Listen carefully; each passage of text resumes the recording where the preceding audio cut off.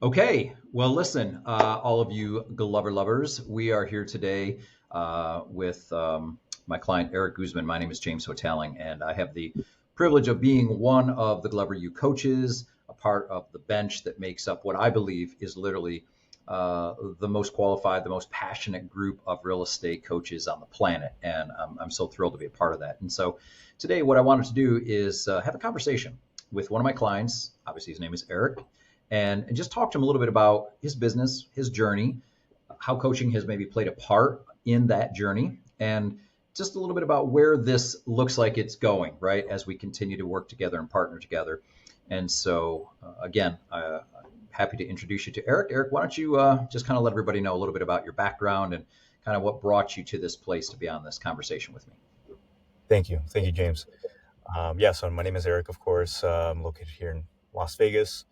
And I've been in the business for about 6 years. And one of the things that led me to Glover U was the fact that I noticed that, that you guys had a lot of proof in the pudding, I'd like to say, as far as agents that not only, walk the walk, talk the talk, but also walk the walk. And Yeah. that's definitely something that I noticed that you guys really thrive on, which is, you practice what you preach. Mhm. Yeah, Yeah. 100%. And that's one of the things that we say a lot as we're meeting with audiences is that this isn't theory, this is boots on the ground. Like this is what's working in today's market. And so I feel like that is one of the things that really separates what we do here at Glover U from maybe some of the other systems and training Yeah. options that are available out there. So I appreciate you, pointing to that as one of the deciding factors. So again, you said you've been in the business for about 6 years, Mhm. and uh, always right there in Vegas? Like that's just kind of where you're from, or tell us a little bit about, just your journey and what kind of got you into real estate. Yeah. Raised in Vegas, I've been here since I was 7. Um, I mean, what got me into real estate? I would say that personally, I've always kind of been wanting to be in real estate since I was in high school. I think I'm Really? just one of those, yeah, weird individuals that You're a kind real of knew estate from the geek. get. Yeah, I didn't know what really real estate meant other than just houses, right? It could have been mortgage, it Yeah. could have been title, it could have been investor, the list goes on. But somehow I chose being a real estate agent.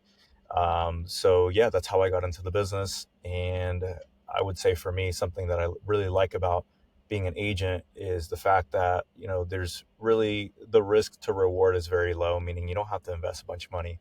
You don't have Yeah. to invest other people money into your business. Because I've been, an Airbnb host. I've been uh, a long-term landlord for my personal rentals, flipped, Hmm. wholesale.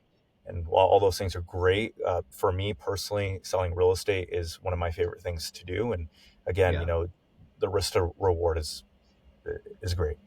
Yeah, you're right. And I think for a lot of agents, that's part of what got them into it is that it doesn't take a huge upfront investment either in terms of education or equipment or anything along those lines. It's a fantastic business. So obviously you made the decision. We've been working together, you and I, Mhm. for going on 6 months, between 5 and 6 months. And so back at the end of 2024, you obviously made a decision. And what were some of the things that were going on in your business? Like, first of all, tell us, how did 2024 go for you in terms of your production? Was it your best year? Was it your worst year? Where did it rank? But more specifically, what was going on at the end of the year that caused you to say, hey, you know what? I feel like I need a coach. That's a hefty question. Because obviously, about, uh, more than the average person is going to see right now from what I'll say. But yeah, I was going through, a lot of personal matters last year, throughout last year. My business was probably at its worst stance from my 6 years of being in real estate. I did 14 transactions. The volume wasn't, very high. Not only that, but my commissions weren't very high as well on those. I noticed that, since my lack of concentration, that also reflected how much I was making too on each transaction. Mm. And You mean in terms of your commission split that you were agreeing to? correct. And I think that was a lack of being able to stay focused, Yeah. right? Because if you're not focused, you're not able to role play. You're not able to go on these appointments as confident as you should and Yeah. portray your services in the Yeah. way Your that you value. should. Mhm. So for me, what caused and flipped the switch for me was look at myself in the mirror and understand that, I'm better than this. I know what I'm Mm, capable of, and understanding that what needs to happen can't happen the way that it's currently going at, which is mhm. staying in the same place. So Yeah. that's when I turned to Little Ryu and I said, you know what? I know these guys are going to have my back in terms of accountability and help me get to where I want to be. Yeah. Okay. So you'd had some better years in the previous years compared to 2024, and you wanted to get back to that and ultimately even excel or exceed that mark that you've hit in the past. Yeah, 100%. Okay. Mhm.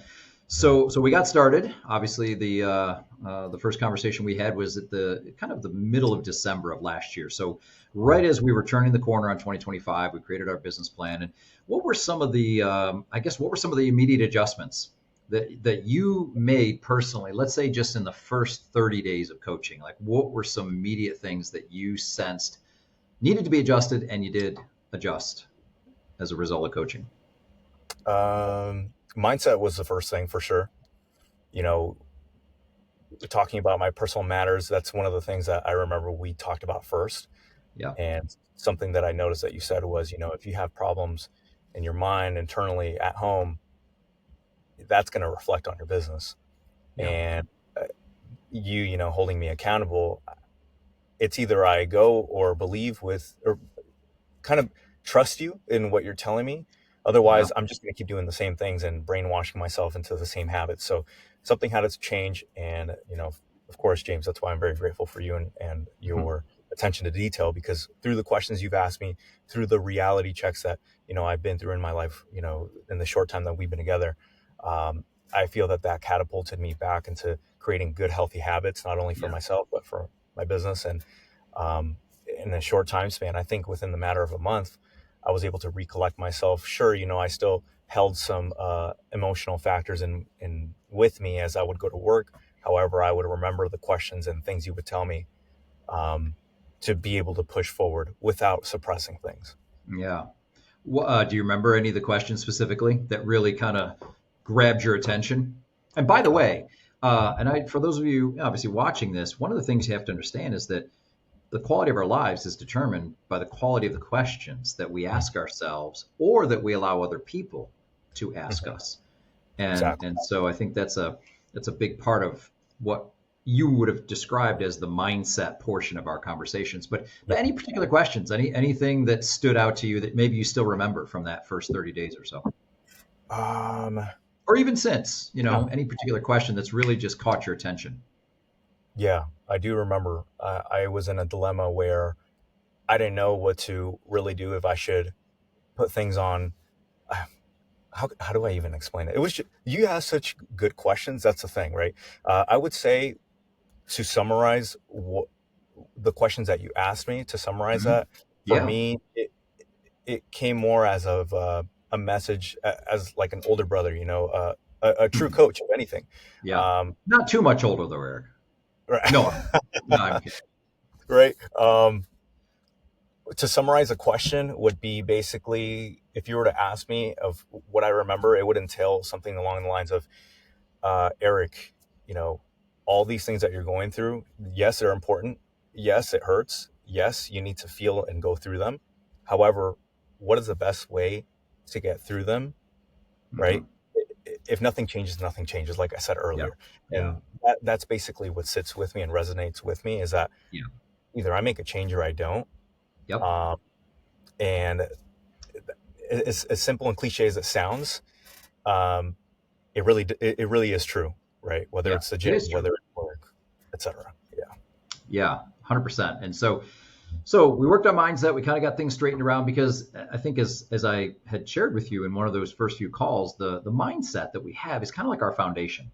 Yeah. It's kind of like the thing upon which everything else in our business gets built. And if that's Mhm. not right, if it's not, think about it when you're building a house, right? If it's not level, if it's not square, if it's not finished properly, the chances of building a structure that is going to stand the test of time is pretty slim.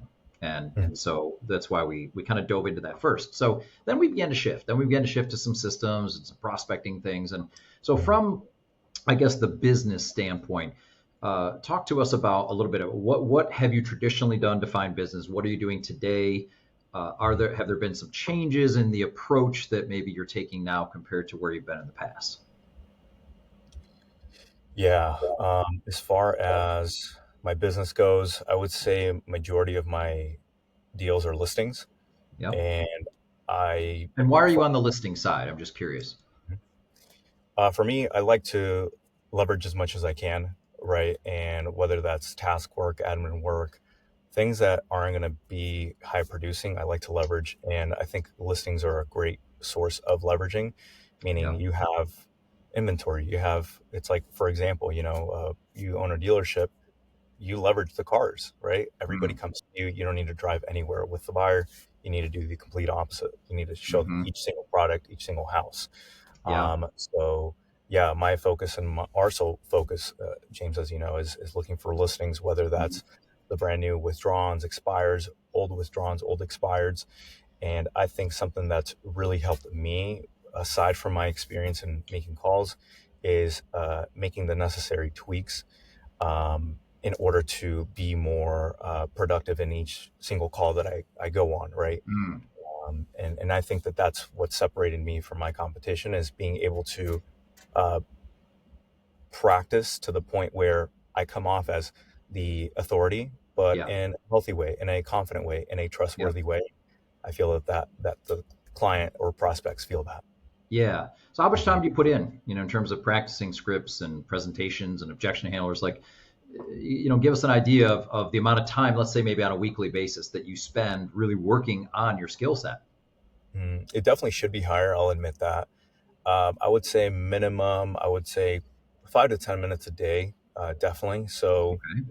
at least minimum per week, I would say 45 minutes to an hour or so Gotcha. is what I Okay. strive for. So yeah, so I'll make a note of that. We definitely want to bump that up just a little bit, but at the Definitely. same time, you're obviously doing a great job, right? Your ratios are pretty strong, and so your sources, if you again, top three sources of business, what would they be? Uh, Past clients, database, and I don't know if you want to combine the two, but withdrawals and expireds. Gotcha. Okay. Yeah. Yeah, those are very similar, obviously. FISBOs and expireds or withdrawals and expireds rather are pretty similar animals. Okay. Yeah. And Yeah. and so one of the tweaks that I know you made, and this is probably 2, maybe 3 months ago, Mhm. was your start time. So talk to us about what time of day are you ideally looking to start your business, and how has shifting that helped you in terms of connections, appointments, etc.?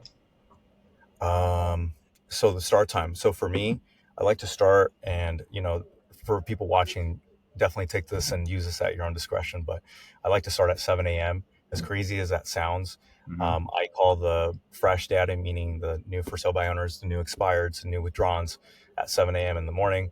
And what that does for me is that cuts all of my competitors out, or not Yeah. completely, but I get ahead of the game by being the first one to call them, Yep. meaning they don't have 100 calls by the time I get to them, say at 8 a.m. or so. Yeah. So that's a big game changer. And then I'll call them again or at 8 or 9 a.m. Now, someone might say 7 a.m. Eric, come on, aren't they like livid at the fact that their phone is ringing at 7 a.m.? And I remember asking you this, playing devil's advocate, right? Because I Yeah. mean, I've been doing this a long time. I know that this happens. I've had lots and lots of clients over the years who have called early, but I remember asking you like, what's that like? Like what happens to the majority of those conversations? So share with everybody because I'm sure that's the question. Like people are sitting there thinking, scratching their heads, 7 a.m. So tell us, how does that work? What are you experiencing as far as response from people? One, I think it all goes back to your belief system, and also on top of that, Mm, how smooth you are with it, meaning how yeah. well do you practice and role play your scripts. For example, if you're calling with a nervous tone and whatnot, first of all, no matter the time, they're probably going to want to hang up. And Right. two, you come off confident, know what you're talking about, you know the product, you know what house you're calling about, without Yep. overdoing research, because you don't want to shoot yourself in the foot by wasting time. But if you're able to have enough role play and practice in you, and you Yep. feel confident in your service, meaning if you don't do it, you need to have the mindset of if I don't do it, somebody else, and they're not going to do it as well as I am. So you need to Yeah. have those factors and back it up with role play. And not only that, you need to role play those certain situations. So, for example, Yep. I've gotten the uh, the statement of, why the hell are you calling me so early? And for Mm. me, luckily I'm in Vegas and I get a little, creative. I say, yeah, you know what? We live in a city where we don't sleep, so that's why Yeah, I'm calling yeah, to see yeah. What are you when. talking about? I just rolled in from the casino. I mean, I'm Yeah, still awake, right? and people laugh at that, right? If you're able Yeah, to say it in the right manner, again, yeah, role yeah, yeah, playing, you can get through yeah. it. So bottom line is, you're getting positive results. You're getting good conversations happening. You're setting appointments even as early as 7:30 in the morning. Is that what I'm hearing? Yeah, literally before, I would say I can make a listing appointment happen within 5 contacts. Okay. So Mhm. before 7:30 in the morning, in Oh yeah, most cases, oh yeah, maybe even yeah. before 7:15. So listen, for all of you who are watching or listening to this video and you're using that as an excuse, you Hmm. have the option now of removing that as an excuse, Yeah. right? So appreciate that. So Eric, what's your goal this year? Tell us what is the production goal and the GCI goal for 2025? The goal is to do 300,000 in a GCI, and that would include closing 30 units. My average commission is around 10,000, sometimes a Okay. little higher, sometimes a little lower. But that's my goal right now. I've closed 11 units. I do have a handful of sales on the market, more coming on the market, and Yep. some that I've yet to get signed. So I would say I'm on track to do that, Yep. to hit that goal. Yep. So yeah. Mhm. So last year you said you closed 14 Yeah, 14. in 2024, and Yeah. already you've closed 11, and you have some open escrows right now. Yeah, I do. I do currently have open escrows. Um, 3 listings on the market, 2 pending to hit the market, and then a Yep. few that I'm probably going to get signed this week. Okay. Yeah. So again, a nice rebound from 2024, and then from 30. What are you looking ahead for 2026? Because we know we're hitting the 30 this year. I will make sure that happens. So Yeah. what are we going to be? Just kind of give people a picture of where you're looking to go over the next year or two. What's 2026 goal going to be? I would like to have a steady increase of at least 10 to 20% growth. The more the merrier, Okay. obviously. Yeah. So I would say a 15% increase from that for the next year and going on. Okay. Mhm. I'll probably challenge you on that a little bit later into the fourth quarter because I believe sincerely that you could potentially have a 50% increase. I don't see any reason why we couldn't aim for 45. And again, that's the stretching, the Yeah. mindset stretching. And a part of that is systems, part of that is leverage. Talk to us a little bit about what are some of the other things besides prospecting that you've been trying to utilize or take advantage of to help scale your business this year. What are some other things you're working on? Right now, I'm working on some software as far as implementing something that I can, for example, there's some great tools out there that I can implement into my CRM. That way, I don't need to be as present in Hmm. order to stay in touch with my clients and everybody that's in my database. So, I would say software, which, we can talk about that more in detail Hmm. on our coaching calls. I Yep. would say ramping up the touches and the quality of touches with my database. Throwing client events and creating memorable experiences per each transaction that I have with that client as well, Yeah. or future clients. Overall, I would say just sticking to the basics and adding to that, because we already know that the calls work even in today's society, today's world where They sure everything's do. so AI generated. People still want that personal touch, They that do. personal holding through Yeah. probably one of the biggest purchase or sales of these people's lives. Oh, for sure. For Yeah, sure. Yeah. Are you doing any door knocking? not as much as I should. Good answer. Yeah. Yes. And it's another one of those things that we are seeing. I don't want to say it's making a comeback, but in a sense, it's kind of making a comeback. I mean, 15, 20, 30 years ago, there was a lot of door knocking. And then we went through this period of time where door knocking really didn't do a whole lot. But now, since especially the pandemic, more people are Mhm. working from home and it's started to become a little bit more, I'll say, acceptable again. And I have quite a few clients that are incorporating door knocking and getting some very positive results. Jeff, as a matter of fact, Jeff has talked about this in some of his recent daily messages about the importance of it. So, yeah, we definitely want to, and I know Vegas, the summers, 120 degrees. We may have to work around a little bit of that. But um, so, you talked about starting early. What are a couple of other, like, very specific actions or habits or routines that you have that you believe give you an advantage over your competition? What are a couple other things you might be able to share that you just feel like you're probably doing that most other agents aren't? I would say sticking to um, minimum. What's the word I'm looking for? There's a word I'm looking for. Minimum standards, right? Having Okay. minimum Yep. standards for yourself, per se. If In you what have, areas? um, well, there's this book that I read, and I'm sure a lot of these people watching probably have heard of it. You probably have as well. It's by Gary Keller, The One Thing. No Yep. matter what you do in life, it applies. So the Yeah. one thing, what is that one thing that we need to focus on as agents, realtors, um, that is going to give us the most return in, our time? Hmm. And some could be social media, some can be cold calling, some can be database, etc. For me, it's definitely making those calls, follow ups, and calls to my sphere.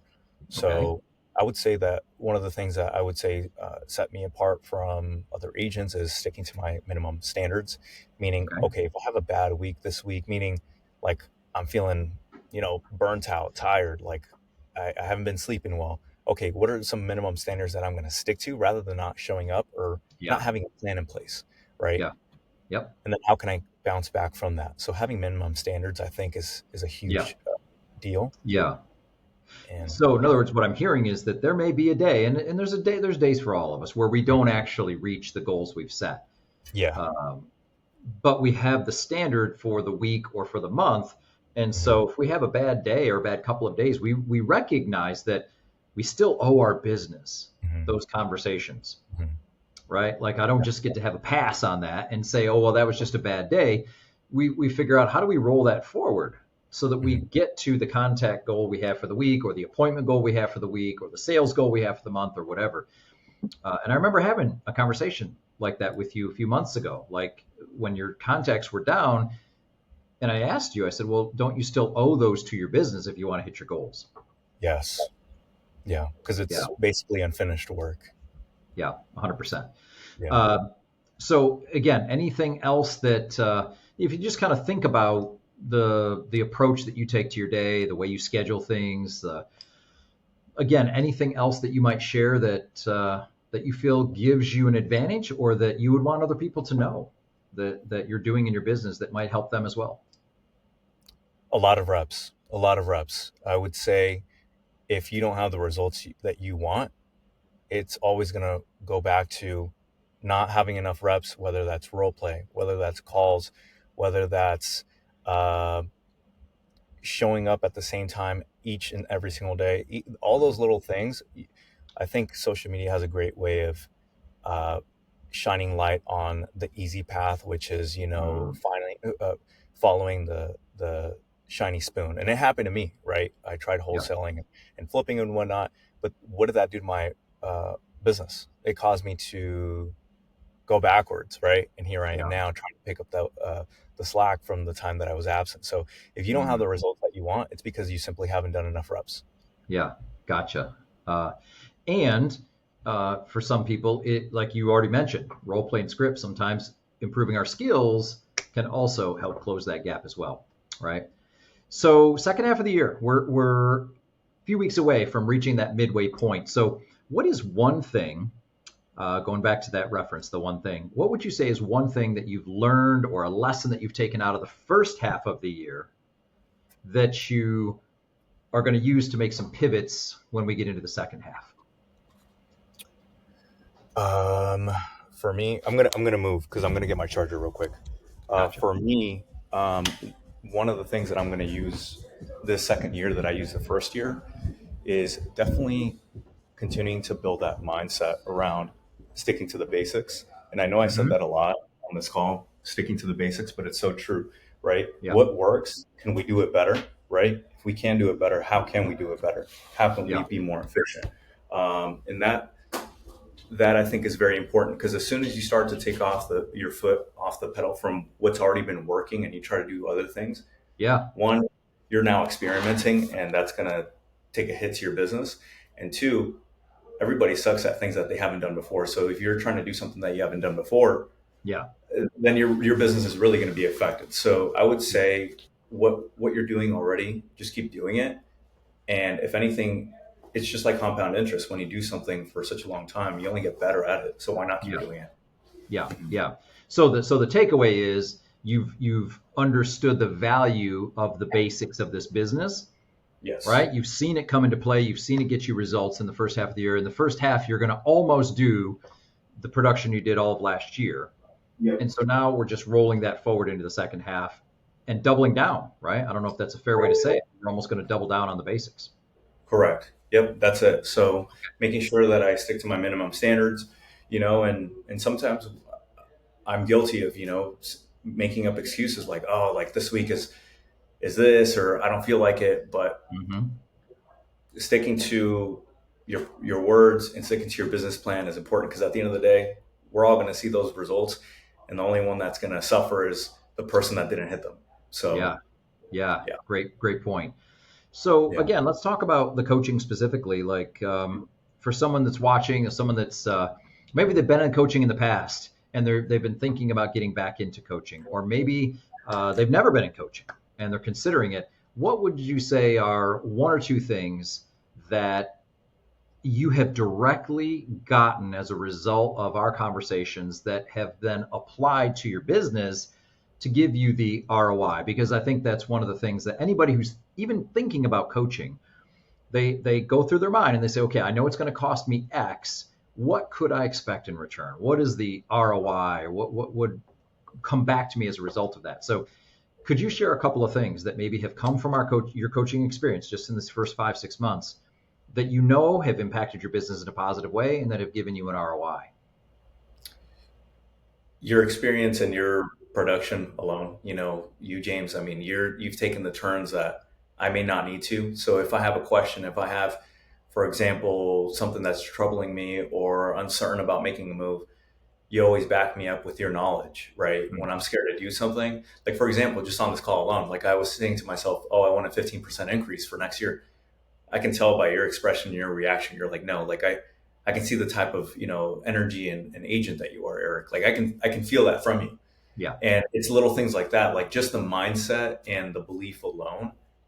I feel like that's what catapults me, because you see things that I lack to see in Yeah. myself sometimes, right?